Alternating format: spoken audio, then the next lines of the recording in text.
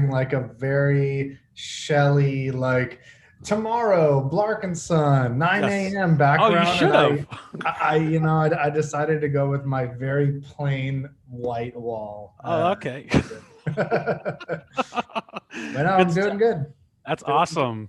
Benjamin, how are you today?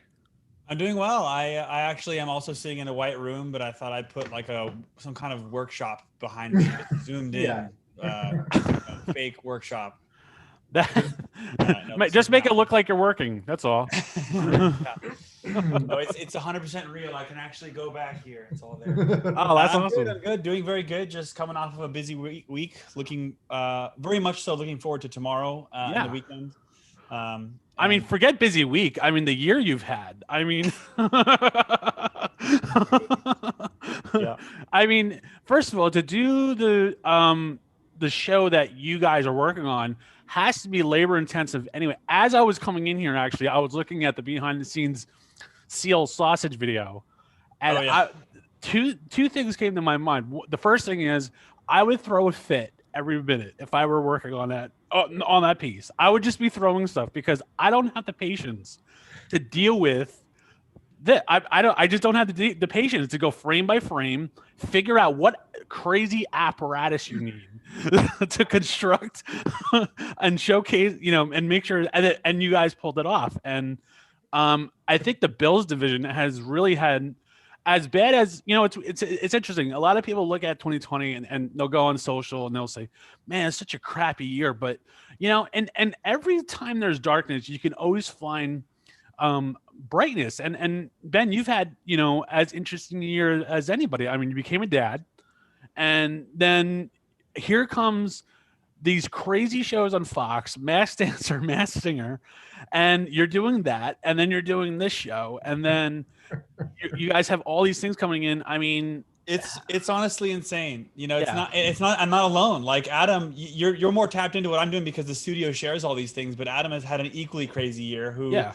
he had a child just before I did, and his wife's pregnant right now with their second. Oh, And congrats, Adam. Thank you during very all much. of Blark and Son production, he's also working on a Disney show that he's co-producer on. So it's really there's a lot going on between the two of us, and we somehow managed to get Blark and Son tucked in between all of it. So Yeah, Yeah. and that's, I mean, the fact that, I mean, just getting a show by itself, as you know, is hard enough to air because the Blark and Son has had an interesting journey too because it was originally a V90 show. And does anybody even remember what V90 is today? And Oh man. and and then here it is, it gets to Comedy Central and they seem to really love it. And we just talked to Chris yesterday, and he was saying, "Hey, this season's awesome," and showed it, and we got to see the first two episodes. You guys really nailed it, and I think maybe even improved over the first season. I think it's even a better show. Like it Oh, seems thanks. more, uh, it seems like you guys know where you were going this time, so it's easier to plan for that in terms of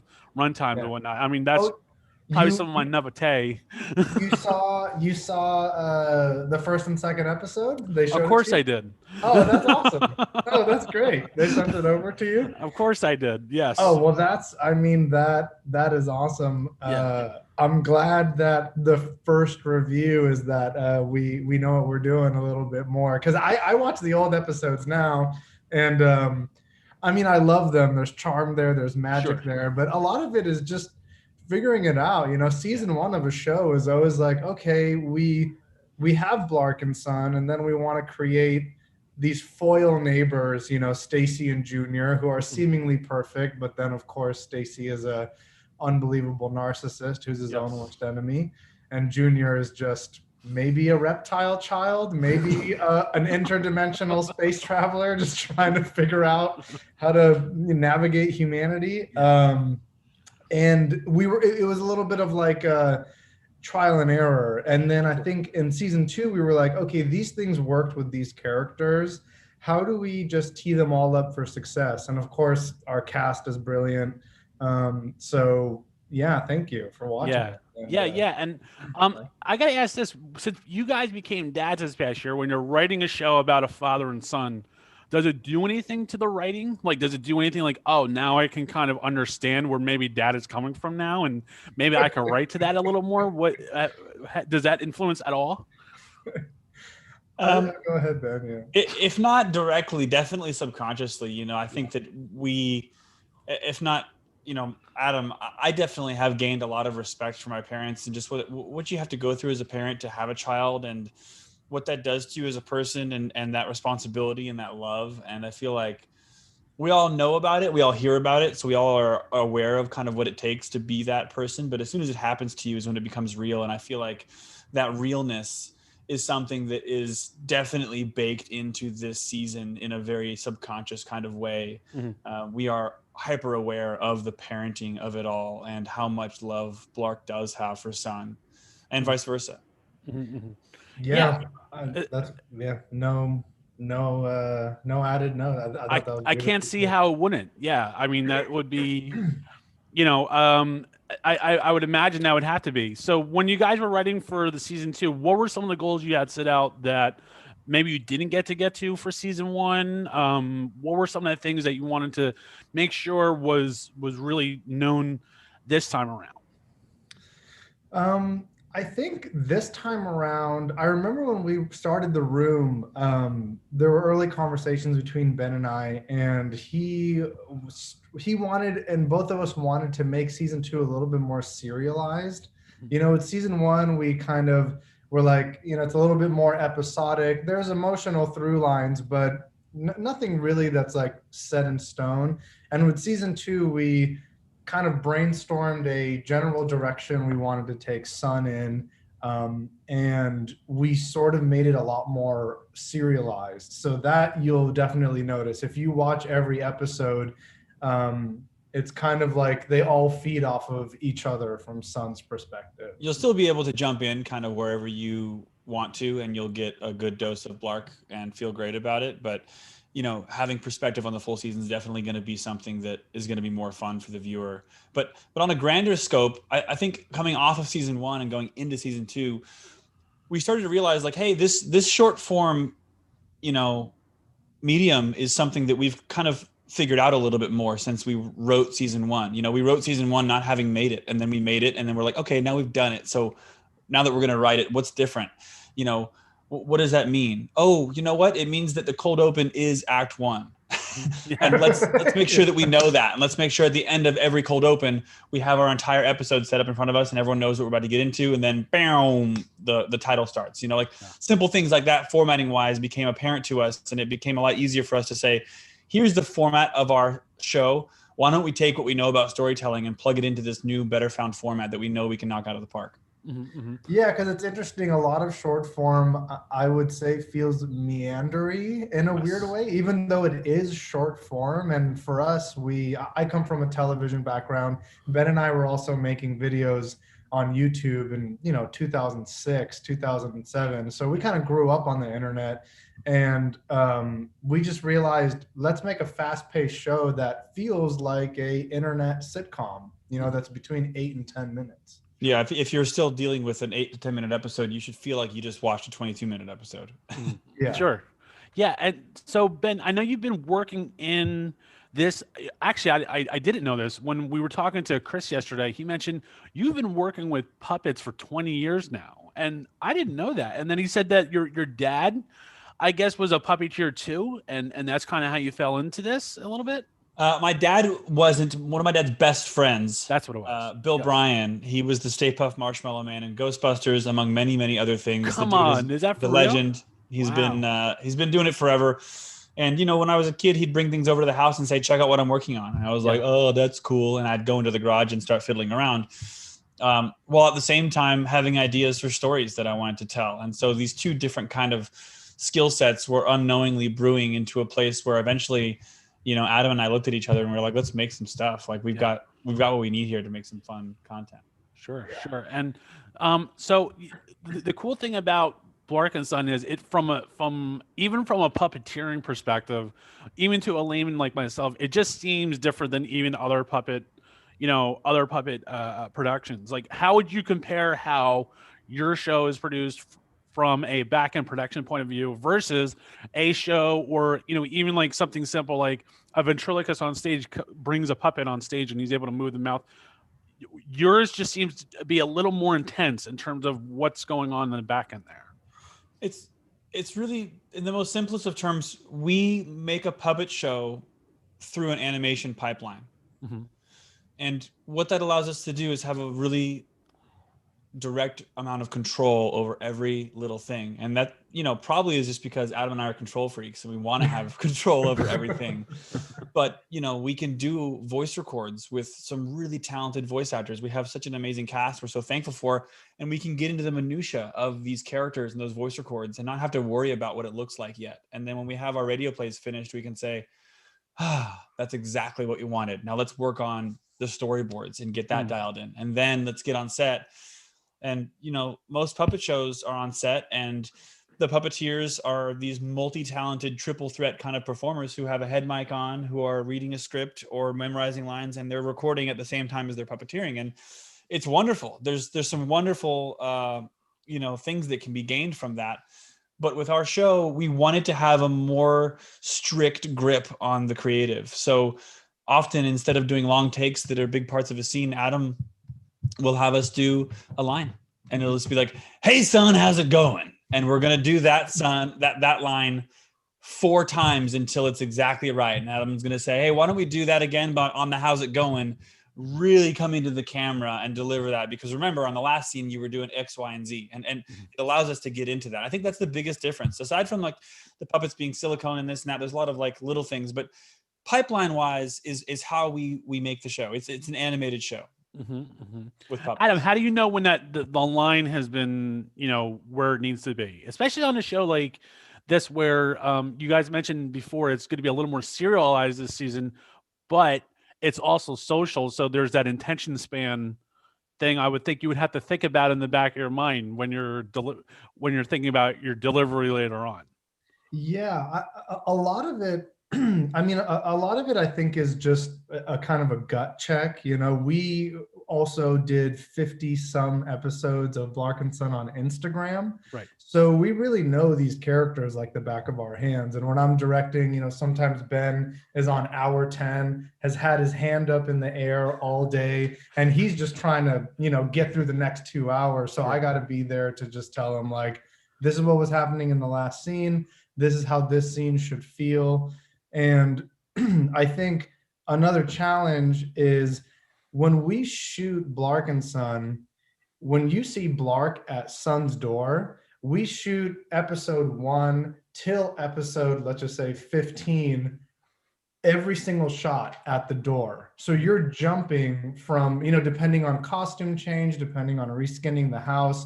So you're not filming it linearly. So you're always checking the script and making sure, like, okay, this is episode 8. Right before this, Son was in an anger circle or whatever. Blark's at the door, so this scene should feel a little bit more chill. And I think it's just a matter of, getting into the characters and understanding, like, how would Regina feel after X was said? How would Stacy deliver this line? And also, like, where can we get even more comedy from?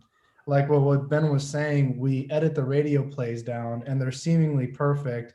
And then you get, 20 people on set, lights are on, cameras are on, and the line is not working. It's just not landing. So you kind of got to cut the camera and we'll just figure out, like, what's a funnier way? How do we beat this moment?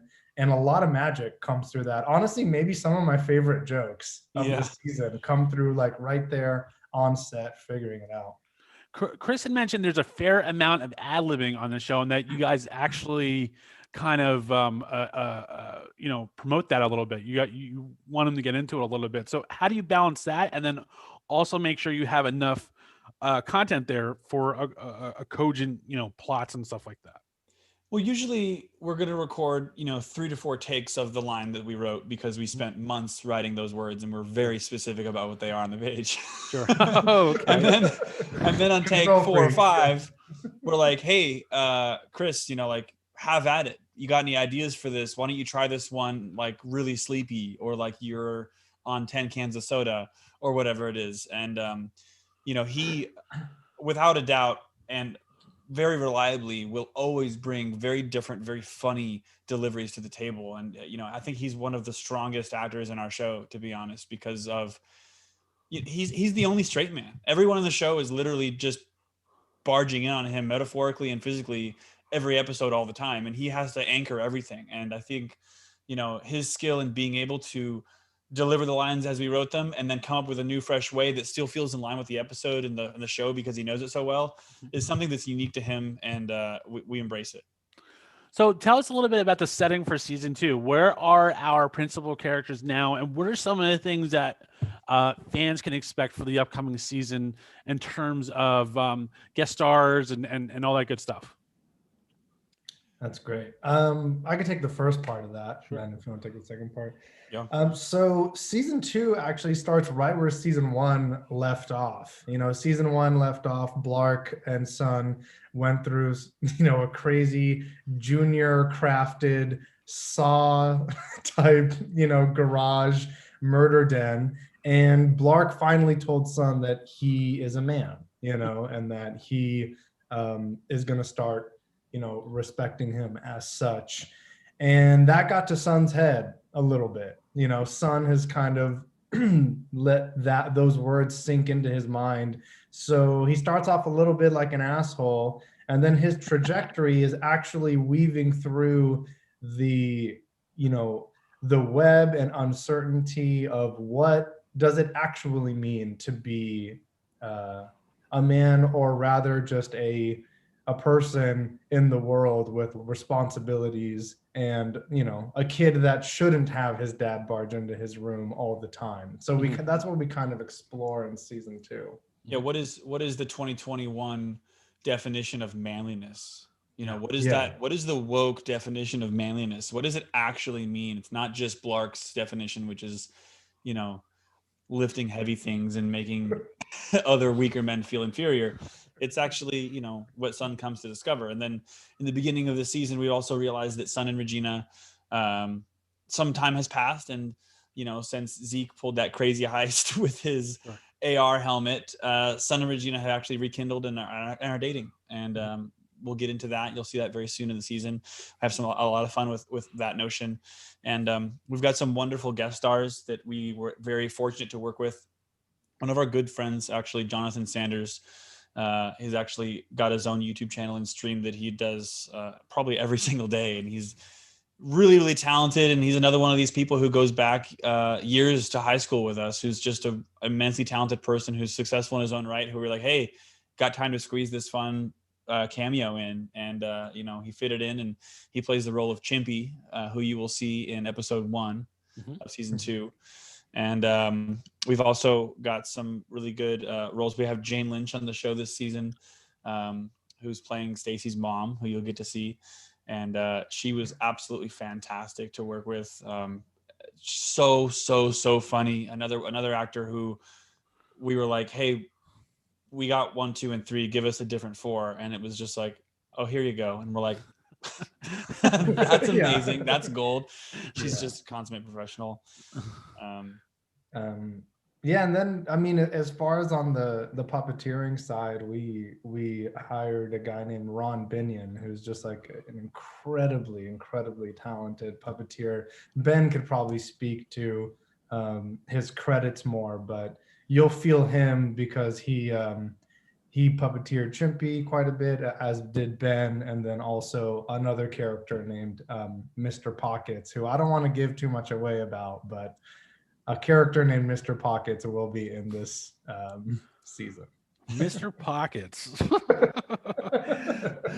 So, of course, one of the big announcements that was made with the pickup of Blark and Son season 2 was the possibility of a linear Comedy Central you know, pilot or a show, and maybe the possibility of that happening. You guys don't have to tell me if it's happening or it's not happening, but how would that be different, you think? And how would that where would you guys take it in that direction, so that it was 22 minutes versus, you know, 5 or 6 or how many minutes it is, you know, going to be on a short form series? And then and what's, you know, would you guys, is it more characters? Is it how do you think that would be tackled if you were to get that?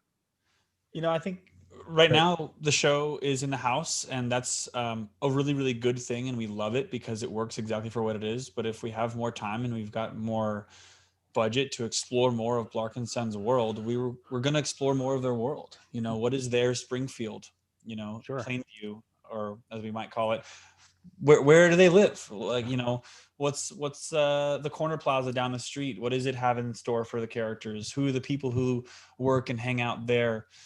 Let's dip into Blark's past a little bit more. There is an unending river of stories that Blark pulls from that we want to see, you know, and not just hear about. These are things that I think that we will definitely jump into when given the chance to expand the series. What do you think, Adam? I think everything that he said. I mean, I thought that the Springfield comp was fitting, you know, because I'm curious to know who's our Sideshow Bob, who's our Mo, who's our Barney, who's our, you know, everything, you know, like Smithers, whoever, Mr. Burns. That I think will be answered when we go to series. We'll basically create a bigger world, and then also have storylines where, you know, Regina doesn't just only talk about what's going on in her home life. You know, we can actually go to Regina's house. We can actually be in Stacy's house and not just his office, and just blow the whole thing up in a really, you know, exciting way. And I think, you know, the Instagram show was kind of never done with that kind of puppeteering. The short form show has never been done with that kind of aesthetic. And I think it would be just a really fresh new energy to have a 22-minute that feels like a live action cartoon, like a South Park or a Simpsons, but by way of this aesthetic that Ben has created. So, Ben, we were talking earlier before about the busy year that Build Studios has had. Recently, you guys made the announcement that late last year, actually, that you brought in Rob Saunders as part of that department. He's talk about a guy who also has, you know, crazy amount of experience in puppeteering and whatnot. What did it say for you guys to land almost like, I almost want to almost call it like a coveted free agent type signing? You know, when you think about, I don't know if you guys are football fans or anything, but it almost felt like that type of a signing for you guys. What was it like getting him on the team, and what does 2021 look like with adding that type of talent to your team?